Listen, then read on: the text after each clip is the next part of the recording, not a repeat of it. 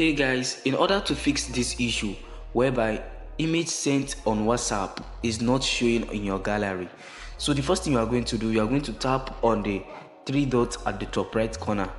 Then after that you tap on the settings icon. When you tap on the settings icon, then after that you tap on storage and data. Then you tap on when using mobile data.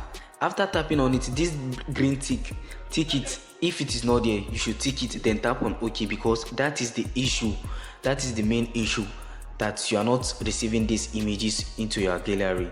Then tap on the second option over here when connected to Wi-Fi.